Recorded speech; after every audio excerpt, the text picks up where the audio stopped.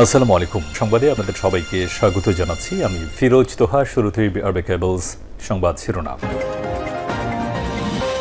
বাংলাদেশের সর্বশেষ গুরুত্বপূর্ণ আপডেট সংবাদে আপনাকে স্বাগত। শুরুতেই সংবাদ শিরোনাম, পরে বিস্তারিত। শুরুতেই জানিয়ে দিব, বরিশালে আওয়ামী লীগ নেতা সহ 2 জনকে কুপিয়ে হত্যা।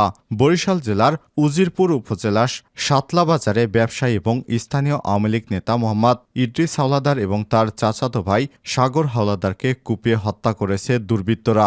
এলাকার আধিপত্য এবং পূর্ববিরোধের জের ধরে এই হত্যাকাণ্ডের ঘটনা ঘটেছে বলে দাবি করছে তার স্বজনেরা।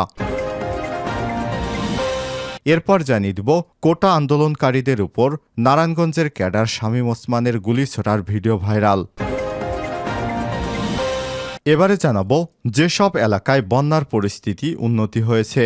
বিভিন্ন এলাকা থেকে নামছে বানের পানি, এতে কিছুটা উন্নতি হয়েছে ফেনীর বন্যা পরিস্থিতি। তবে ফেনীর সদর ছাড়া বাকি উপজেলাগুলো এখনও পানির তলে। এসব এলাকা এখনও বিদ্যুৎ এবং মোবাইল নেটওয়ার্ক বিচ্ছিন্ন। পানি নামতে শুরু করায় নৌকা ভাড়া করে স্বজনদের খুঁজতে বেরিয়েছে অনেকেই। জানিয়ে দিব, বন্যা উপস্থিতি নিয়ে সতর্কীকরণ কেন্দ্রের নতুন বার্তা। দেশের বন্যা পরিস্থিতি নিয়ে নতুন বার্তা দিয়েছে বন্যা পূর্বাভাস এবং সতর্কীকরণ কেন্দ্র। বলা হয়েছে, ফেনী, কুমিল্লা সহ কয়েকটি জেলায় বন্যা পরিস্থিতি উন্নতির দিকে যাচ্ছে। তবে বান্দরবন, খাগড়াছড়ি এবং কক্সবাজার জেলা পরিস্থিতি আরও অবনতি হতে পারে। এবারে জানাবো, গণত্রাণ এক করেছে সবাইকে, অভূতপূর্ব সারা। দুর্গম গিরিকান্তার মরু দুস্তার পারাবার হে, লঙ্কিত হবে রাত্রি, নিশীতে যাত্রীরা হুঁশিয়ার। অসহায় জাতি মরিছে ডুবিয়া, জানে না সন্তরণ কাণ্ডারি, আজ দেখিবে তোমার মাতৃমুক্তিপণ। হিন্দু না ওরা মুসলিম, এই জিজ্ঞাসে কোনজন? কাণ্ডারি বলো তুমি ডুবিছে মানুষ, সন্তান মোর মার। কাজী নজরুল ইসলামের এই গানের কথার মতোই দলমত নির্বিশেষে, ধর্মবর্ণ নির্বিশেষে ছাত্র জনতা, রাজনৈতিক, সামাজিক, সাংস্কৃতিক সংগঠন সহ সবাই এক হয়ে বন্যা কবলিত মানুষের পাশে দাঁড়িয়েছে। এবং সর্বশেষ জানিয়ে দিব, রাস্তায় ব্যারিকেড দিয়ে আনসার সদস্যদের তীব্র আন্দোলন, তীব্র ভোগান্তি। দেশের 9 জেলায় ভয়াবহ বন্যা পরিস্থিতির মধ্যে আনসার সদস্যরা দায়িত্ব ছেড়ে দিয়ে ঢাকার রাস্তা দখল নিয়ে আন্দোলনে নেমেছে। চাকরি জাতীয়করণের দাবিতে রোববার আনসার সদস্যরা রাজধানীর প্রেস ক্লাব, হাইকোর্ট এবং সচিবালয় এলাকায় পুলিশি ব্যারিকেড ফেলে পুরো রাস্তা অবরোধ করেছে। এতে আশপাশের এলাকায় তীব্র যানজটের সৃষ্টি হয়েছে। সকাল 11টার দিকে হাইকোর্ট গেটের মুখে দেখা গিয়েছে আনসার সদস্যরা পুলিশি ব্যারিকেড ফেলে রাস্তা অবরোধ করে রেখেছে। এ সময় তারা অ্যাম্বুলেন্স, স্কুল কলেজের বাস এবং সরকারি জরুরি সেবা গাড়িও চলাচল করতে দিচ্ছে না। সকাল 9টায় তারা প্রথম প্রেস ক্লাবের সামনে রাস্তা অবরোধ করে। এরপর হাইকোর্ট মোড় এবং সচিবালয়ের মূল গেট পর্যন্ত ব্যারিকেড দিয়ে যান চলাচল বন্ধ করে দেয়। প্রিয় দর্শক, এতক্ষণ শুনছিলেন সংবাদ শিরোনাম, এবারে বিস্তারিত। তবে তার আগে বন্ধুরা, অনুরোধ থাকবে এই সংবাদটিতে একটি লাইক দিন। এই চ্যানেলে আপনি নতুন হয়ে থাকলে আমাদের সংবাদটি দেখতে দেখতে চ্যানেলটি সাবস্ক্রাইব করে রাখুন। কমেন্ট করে আপনার মূল্যবান মতামত জানিয়ে দিন বন্ধুরা এই সংবাদ সম্পর্কে আপনার মূল্যবান মতামত। এবারে বিস্তারিত। বরিশালে আওয়ামী লীগ নেতা সহ 2 জনকে কুপিয়ে হত্যা। বরিশাল জেলার উজিরপুর উপজেলার সাতলাবাজারে ব্যবসায়ী এবং স্থানীয় আওয়ামী লীগ নেতা মোহাম্মদ ইদ্রিস হাওলাদার এবং তার চাচাতো ভাই সাগর হাওলাদারকে কুপিয়ে হত্যা করেছে দুর্বৃত্তরা।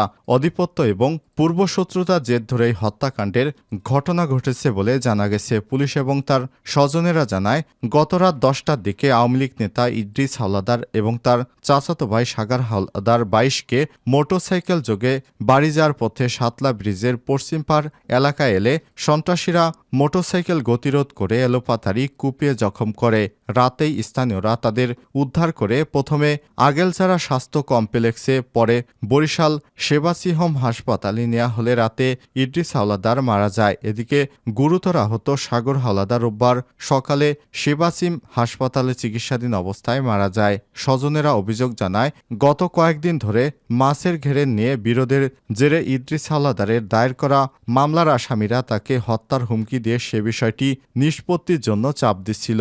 পরে মামলাটি না তোলার কারণে তাকে কুপিয়ে হত্যা করেছে বলে জানা গেছে। এই ব্যাপারে উজিরপুর মডেল থানার ওসি মোহাম্মদ জাফর আহমেদ জানিয়েছেন, ঘটনার পরপরই ঘটনাস্থলে পুলিশ পরিদর্শন করেছে।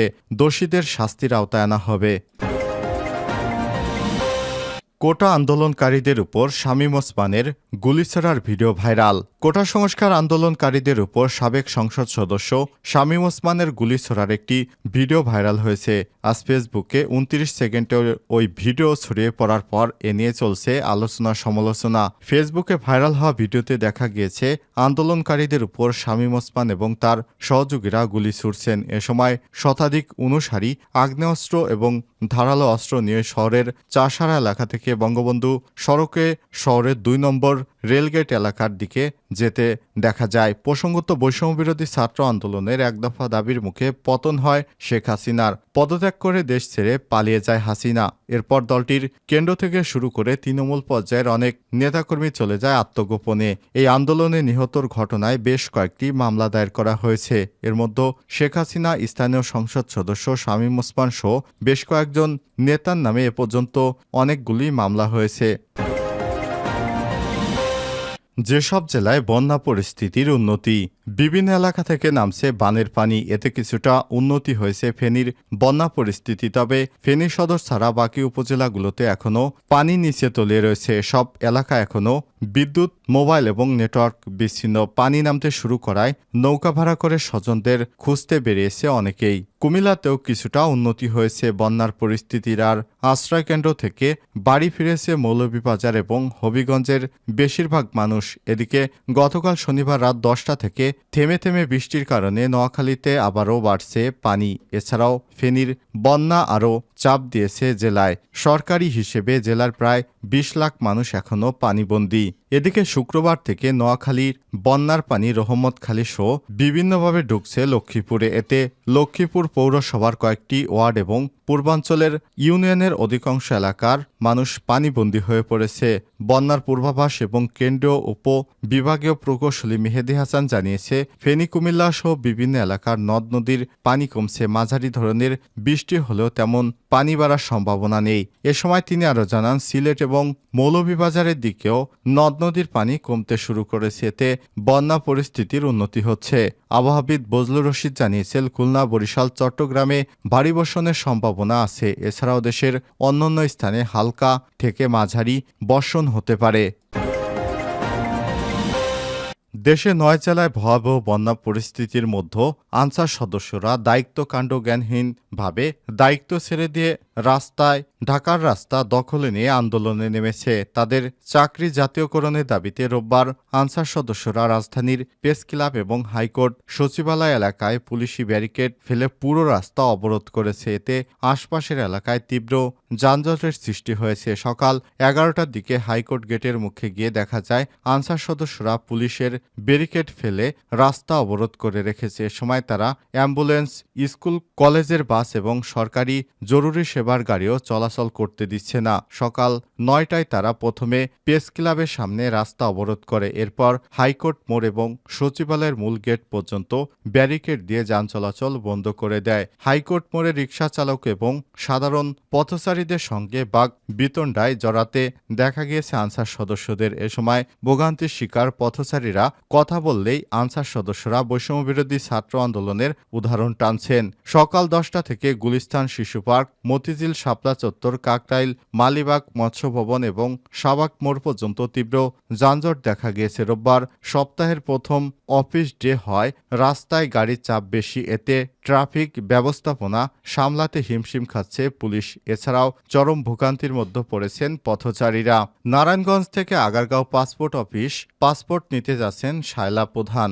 সঙ্গে তার ছোট বোনের ছেলে মেয়ে রয়েছে। তিনি বলেন, সকালে 9টার দিকে নারায়ণগঞ্জ থেকে বের হয়েছি। 11টার সময় গুলিস্তান এসে পৌঁছলেও এখন 12:30 পর্যন্ত প্রেস ক্লাব মোড় পার হতে পারিনি। শুনেছি প্রেস ক্লাবের এখানে আনসার সদস্যরা আন্দোলন করছেন। পরে বাস থেকে নেমে হাঁটা শুরু করেছি। আনসার সদস্যরা রাস্তা অবরোধ করে আন্দোলন করছে শুনলে বাসা থেকে আজ বের হতাম না। এদিকে হাইকোর্ট মোড়ে আনসার সদস্যরা রবিউল ইসলাম নামে এক পথচারীর উপর মারমুখী হন। ওই পথচারী রাস্তা বন্ধ করার কারণে জনদুর্ভোগ সৃষ্টি হয়েছে এটা বললে তার উপর চড়াও হন আনসার সদস্যরা। এ সময় কয়েকজন আনসার সদস্য এগিয়ে এসে রবিউলকে সরিয়ে নেয়। এ সময় রাস্তা বন্ধ করে আন্দোলনের বিষয়ে জানতে চাইলে বৈষম্যবিরোধী শিক্ষার্থীরা যখন রাস্তা বন্ধ করে আন্দোলন করেছে তখন এসব পথচারীরা কোথায় ছিল?